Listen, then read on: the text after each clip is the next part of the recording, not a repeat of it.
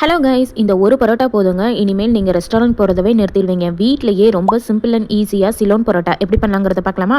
1 cup maida, 1/2 teaspoon sugar, 1 teaspoon salt add பண்ணிவிட்டு நான் 1 cup milk காய்ச்சி ஆற வச்சு எடுத்துருக்கேன். அதையும் கொஞ்சம் கொஞ்சமாக விட்டு நல்லா மிக்ஸ் பண்ணி எடுத்துக்கலாம். நல்லா ஒரு சாஃப்ட் டோவாக வர அளவுக்கு மிக்ஸ் பண்ணி எடுத்துக்கலாம். இந்த அளவுக்கு நல்லா சாஃப்டாக இருக்கணும்.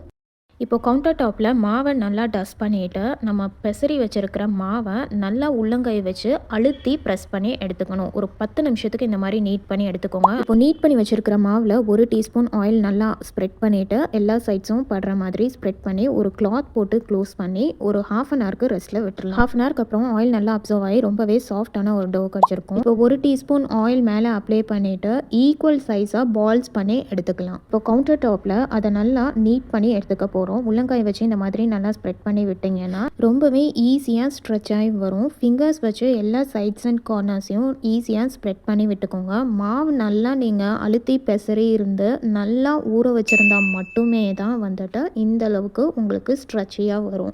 கார்னர்ஸ் எல்லாம் நல்லா தின்னாக ஸ்ப்ரெட் பண்ணி விட்டுக்கலாங்க. எவ்வளோக்கு எவ்வளோ தின்னாக உங்களால் ஸ்ட்ரெச் பண்ணி எடுக்க முடியுமோ அவ்வளோக்கு அவ்வளோ தின்னாக எடுத்துக்கோங்க. நம்ம ஸ்ட்ரெச் பண்ணும்போது இந்த மாதிரி ஹோல்ஸ் விழுகும், அது ஒன்றும் ப்ராப்ளம் இல்லைங்க. இப்போ ரொட்டி தவா நல்லா சூடானதும் அதில் ஆயில் அப்ளை பண்ணிவிட்டு நம்ம பரத்தி வச்சுருக்கிற பரோட்டாவை இதில் நல்லா ஸ்ப்ரெட் பண்ணி விட்டுக்கலாம். லைட்டாக மேலே ஆயில் வந்து அப்ளை பண்ணிக்கலாம்.